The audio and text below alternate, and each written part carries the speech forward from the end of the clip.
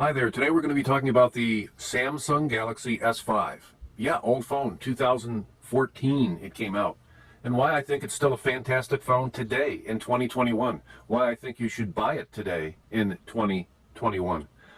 You can get these phones for, mint condition, under $100.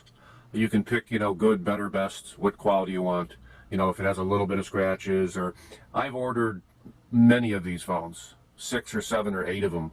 And I rarely get one that even has one detectable scratch anywhere. Maybe on the bezel there's just a teeny nick, and I pick like mid-grade. So there must be so many of them out there that are in stock, and there's refurbishment companies that sell them. I almost hate to tell you about it because I don't want them to run out. So you're probably wondering a lot of questions. Oh, how could this phone be any good today? How could it even work? Why is it even better? Is it all about the cost? Well, you get the phone, you pick your phone for your carrier. So you'd order either an AT&T, a Verizon, a T-Mobile, whatever you prefer actually. And then you put your SD card in there and you're good to go. But why is this phone, I think, better than a lot of new phones in some ways? First of all, it has a hot swap battery. So yeah, you get a phone that's old, the battery's going to be no good anymore. You order a new battery. You can order a good quality battery. I don't recommend one that's an imitation battery from China, but you can get a very good quality brand new battery for maybe $12, $10 to $12. And so now your phone battery is fantastic again. It's new again. And all you have to do, and we're going to show you, you just take the back off and put a battery on. It's got so many features that the new phones today do not have. So we're talking about, well, let's look at the base features, and then we'll tell you about the ones that I think are really neat features that you do not have on a lot of phones today. So some of the basic features, resolution is 1080 by 1920. Okay.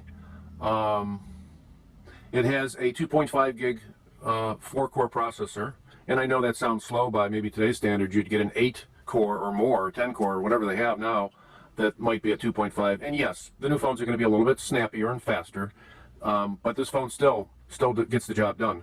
Another thing about it is the memory. You can put an SD card in here, I think up to 128 gig, maybe a 256, I don't recall. I run a 64 in it. So you're not going to run out of space. A lot of phones today, they don't even give you enough space, or you have to pay extra for it. Here, SD card, not a problem. Now, some apps can only be stored on the memory on the phone, so you want to store as many apps as you can on your SD card, so that you don't run out of memory on the phone. And these phones come in a 16 gigabyte or 32 gigabyte. They both have 2 gigs of RAM. If you can get a 32, they're hard to find, but if you can get a 32, you're probably better off. A 16, though, will get you by, as long as you're careful about not loading it all up and running out of memory. Putting as much as you can on the SD card is the way to go. Main camera, 16 pixel, 16 megapixel. And let's see, the video and the camera on it is great, even by today's standards. 4K 30 frames per second. The selfie's a 2 megapixel, 1080p, 30 frames a second. It has one speaker. It'd be nice if it had 2, but it's got one very good speaker. Battery's a 2800 milliamp battery. Good battery, good talk time. Standby, they rated it 390 hours, talk time 21 hours, music play 67 hours. So it's got a very good battery and very good run times. So that's some of the basic specs on it. Some of the things that I really like about this phone that new phones don't have, as I mentioned, is swapping the battery is an important thing. You might be able to find a phone out there that has that, but it's harder and harder to find. So when the battery gets weak after, say, 2 years, and it progressively gets worse and worse and worse, your phone gets just crappier and crappier. So let's look at the phone itself. And they come in different colors, a white. I think the white and the black are the most common that you can get. This one being the black. It's still pretty snappy. It still gets things done. Let me bring up a Google map. I didn't hit it. There we go. Okay. So it moves around pretty good. Let me turn it this way. Zoom in for you a little closer. It's got that bottom piece there. Let's get rid of that a little bit. I think. Yeah, so it's not bad. It moves around. you don't have to be too concerned that the CPU is totally inferior, because it's not. And this would be a rather intensive type of app or load on the processor.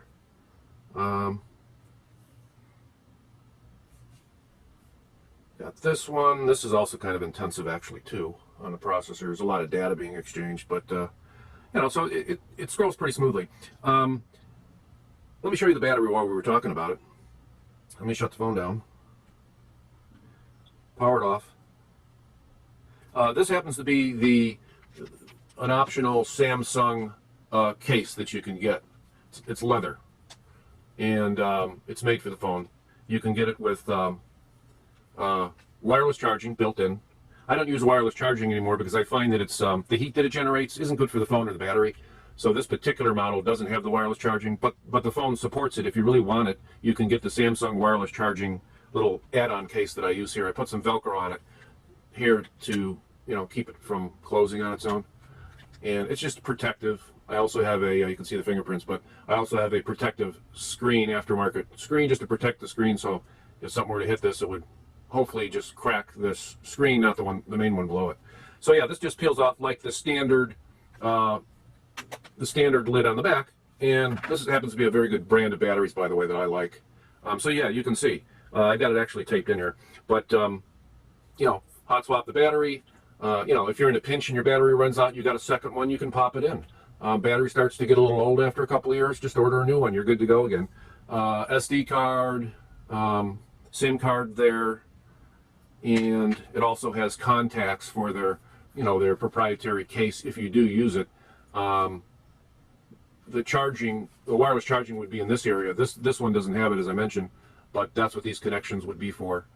In this case, they use those connections whether the phone case is open or closed. It adjusts the display to show properly in here information just in this square window up top.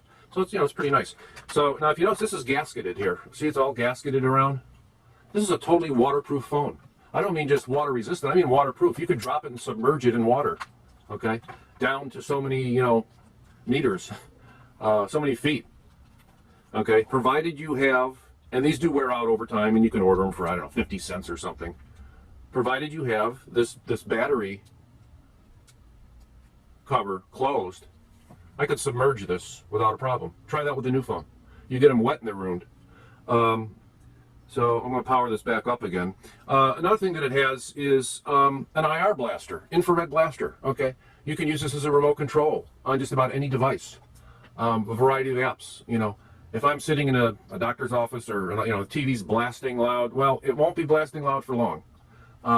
Really, in a powerful one too. The IR blaster is this little dark window right there. Hopefully you can see it. It's focusing. So that's the IR blaster. And it also has, you know, of course, headphone jack and all that. That is, I believe, the microphone. That little pinhole next to the IR blaster is one of the mics. There's another one down here. So yeah, it's just, I think the S5 is still a great phone.